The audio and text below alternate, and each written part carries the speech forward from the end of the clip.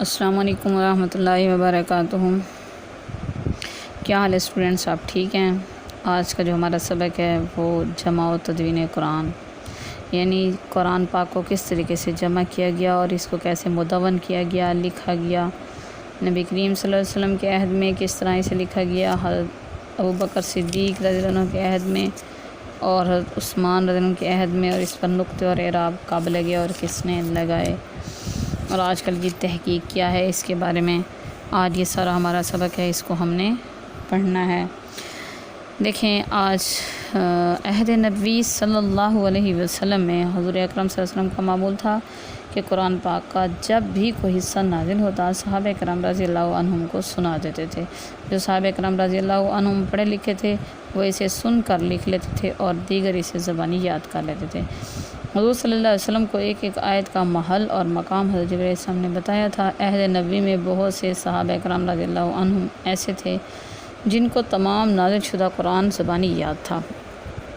چنانچہ حضور صلی اللہ علیہ وسلم جب تک زندہ رہے اور نزول قرآن کا سلسلہ جاری رہا تو اس وقت تک قرآن پاک کو یکجا کتابی شکل میں اکٹھا نہیں کیا جا سکتا تھا۔ اس کا مطلب ہرگز یہ نہیں کہ عہد نبوی صلی اللہ علیہ وسلم میں قرآن کی کتابت نہیں ہوئی تھی اور یہ سینہ میں محفوظ تھا، بلکہ حضور اکرم صلی اللہ علیہ وسلم کے عہد میں بھی قرآن پاک صحابہ کرام لکھا کرتے تھے، اور بعض کے بعد جزوی طور پر بعض صحابہ کرام کے پاس مکمل طور پر کتابت شدہ موجود تھا۔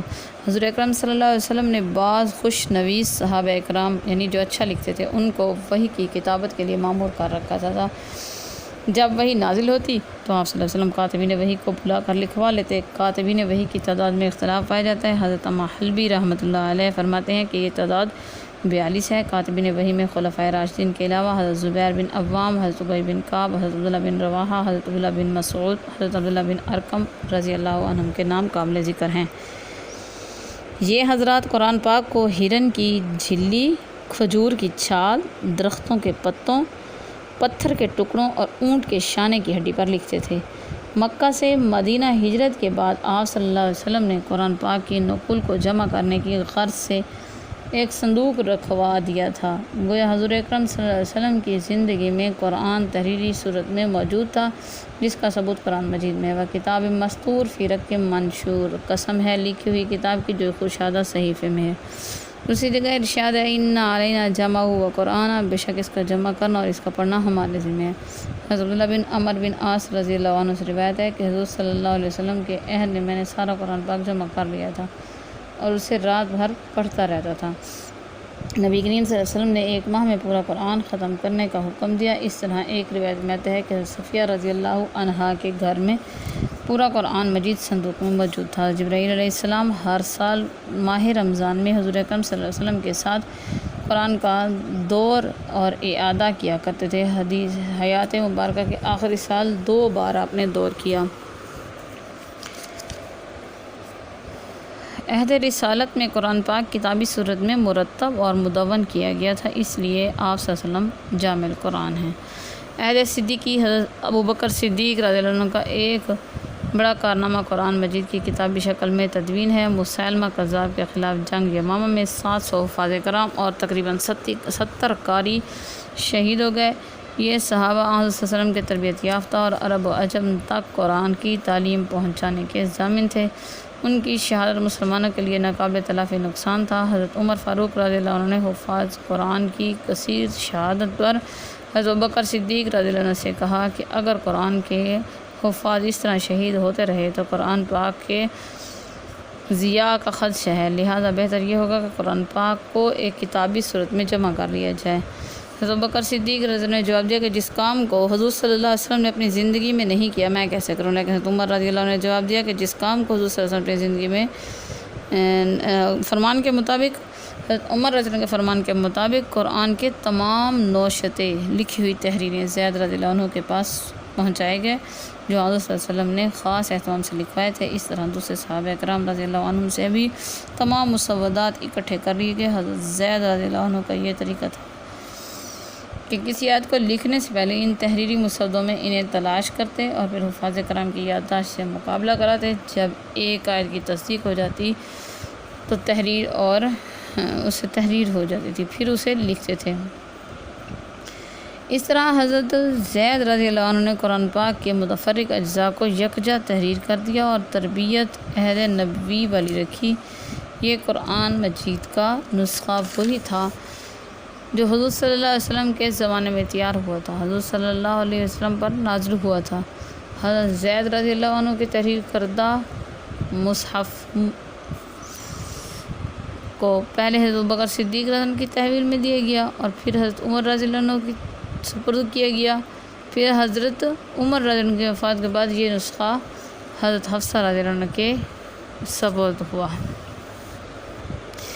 عہد عثمانی، حضرت عثمان رضی اللہ عنہ کے دور میں اسلامی فتوحات میں مزید اضافہ ہوا، اجمی اقوام مسلمان ہوئیں، ان کو قرآن پڑھنے کے لیے عربوں کی شاگردی اختیار کرنا پڑی۔ عرب قبائل میں اب لب و لہجے کا علاقائی اختلاف تھا، ان کا تلفظ ایک جیسا نہیں تھا، اس لیے عربوں میں قرأت کا اختلاف تھا۔ قرأت کا اختلاف اہل زبان کے لیے کوئی قباحت نہ تھی، لیکن نو مسلموں میں یہ اختلاف بہت بڑھ گیا۔ خلافت عثمانی میں ایک صحابی رضی اللہ عنہ جن کا نام حذیفہ بن یمان تھا، آرمینیا کے محاذ پہ مصروف پیکار تھے، وہاں انہوں نے اجمیوں کو عجیب غریب لہجے اور طرز قرآن پر پڑھتے دیکھا، لہجے اور طرز پر قرآن پڑھتے سنا اور اپنی اپنی طرز پر اصرار کرتے پائے۔ انہوں نے سوچا کہ اگر اختلاف کا یہی عالم رہا تو مسلمانوں میں تلاوت کے سلسلے میں اختلاف تلفظ کی وسیع خلیج پیدا ہو جائے گی، جس پر قابو پانا ناممکن ہو جائے گا۔ چنانچہ وہ حج کے موقع پر مکہ تشریف لے حضرت عثمان رضی اللہ عنہ سے اس امر کا ذکر کیا۔ حضرت عثمان رضی اللہ عنہ نے دوبارہ 3 صحابہ کرام رضی اللہ عنہ پر مشتمل ایک کمیٹی بنائی، جس کا چیئرمین حضرت زید بن ثابت رضی اللہ عنہ کو مقرر کیا۔ حضرت عثمان رضی اللہ عنہ نے حضرت حفصہ رضی اللہ عنہ کے پاس حضرت ابوبکر صدیق رضی اللہ عنہ والا نسخہ منگوایا اور حضرت زید رضی اللہ عنہ کو حکم دیا کہ ان کے نقول تیار کریں تاکہ نئے نسخے میں سے ہلکا سا فرق بھی نہ آئے جو بعد میں اختلاف کا سبب بنے۔ قرآن پاک کی نقلیں قریشی قرأت کے مطابق کی گئیں اور ہر صوبے کے ہر مرکز میں ایک نسخہ بھیج دیا گیا، ایک نسخہ مدینے میں رکھا گیا۔ یہ نسخہ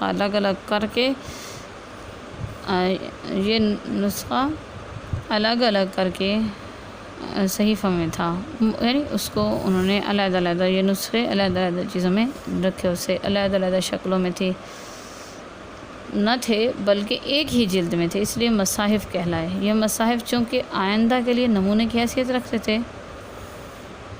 اس لیے ان کو المصاحف الائمہ یعنی رہنما اور معیاری مصحف بھی کہتے ہیں۔ حضرت عثمان رضی اللہ عنہ نے ہر نسخے کے ساتھ ایک قاری بھیجا تاکہ عوام کو اس نسخے کے مطابق تعلیم دے۔ یہ ان کا کام 30 ہجری میں انجام پذیر ہوا۔ یہ عثمان رضی اللہ عنہ کے پر وقت مساعی کا نتیجہ تھا کہ آج عالم اسلام قرآن پاک کا صحیح معیاری نسخہ موجود ہے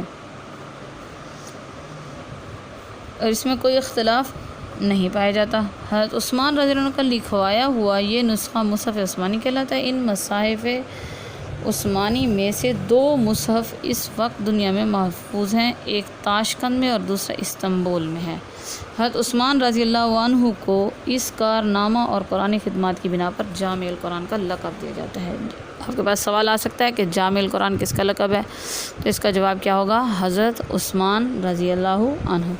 اعراب اور نقطے۔ عہد عثمانی تک قرآن مجید میں اعراب، زبر، زیر پیش وغیرہ اور نقطوں کا رواج نہ تھا۔ عرب کیونکہ اہل زبان تھے، عربی سمجھتے تھے، اس لیے انہیں اس کی ضرورت بھی نہ تھی، لیکن جو اسلام غیر عرب اقوام میں پھیلتا گیا اس کی ضرورت شدت سے محسوس ہونے لگی، کیونکہ غیر عرب مسلمانوں کو پڑھنے اور سمجھنے میں مشکل ہوتی تھی۔ اس مشکل کے پیش نظر علی رضی اللہ عنہ نے اپنے خلافت میں اپنے مشہور شاگرد ابو الاسود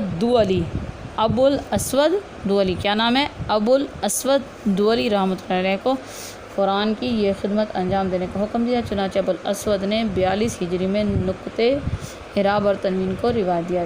نیز آیت کے خاتمے پر گول دائرے کا نشان بھی ابو الاسود کا ایجاد کرتا ہے۔ یہ بھی مشہور ہے کہ مشہور اموی گورنر حجاج بن یوسف نے قرآن مجید کے اعراب و نقطے اور رموز و اوقاف لگائے، اس سے غیر عرب مسلمانوں کے لیے تلاوت فہم آسانی ہوئی۔ اعراب کی آخری شکل مشہور نحوی خلیل بن احمد نے دی، جنہوں نے 71 ہجری میں حمزہ، تشدید، جزم اور مد کی شناخت کے لیے علامتیں ایجاد کی۔ الفرض اس طرح قرآن مجید مذکورہ اقدامات سے ہر قسم کے تغیر سے محفوظ ہو گیا جو آج تک سینوں میں محفوظ چلا آ رہا ہے۔ چنانچہ متعصب مورخ عیسائی مورخ ولیم میور لکھتا ہے، قرآن پاک کا کوئی جز، کوئی فقرہ اور کوئی لفظ ایسا نہیں سنا گیا جس کو جمع کرنے والے نے چھوڑ دیا ہو۔ جدید تحقیق 1933 میں میونخ یونیورسٹی جرمنی میں قرآن مجید کی تحقیقات کا ایک اہم ادارہ قائم کیا گیا۔ اس کا مقصد قرآن مجید کی صحت کو پرکھنا تھا۔ چنانچہ ساری دنیا سے ان کے قدیم ترین نسخے جمع کیے گئے۔ جمع کرنے کا یہ عمل 3 نسلوں تک جاری رہا اور 40,000 نسخوں کی فوٹو کاپیاں جمع کرائی گئیں۔ کتنا؟ 42,000 نسخوں کی فوٹو کاپیاں جمع ہوئیں، اور ان کے موازنے اور مقابلے کے بعد یونیورسٹی نے جو رپورٹ شائع کی اس میں اعتراف کیا گیا کہ ان نسخوں میں کہیں کہیں کتابت کی اغلاط تو ملتی ہیں، لیکن اختلاف روایات میں کہیں بھی اس طرح نہیں ہے۔ تو جو اللہ تعالیٰ کی طرف سے وعدہ ہے حفاظت خداوندی، اِنَّا نَحْنُ نَزَّلْنَا الذِّکْرَ وَإِنَّا لَهُ لَحَافِظُونَ، وہ کیا ہے؟ پورا ہو گیا اس میں کہ اللہ تعالیٰ نے فرمایا ہم نے ہی قرآن پاک کو نازل کیا ہے اور ہم ہی کیا کرنے ہیں؟ ہم ہی اس کی حفاظت کرنے والے ہیں۔ سبحان اللہ۔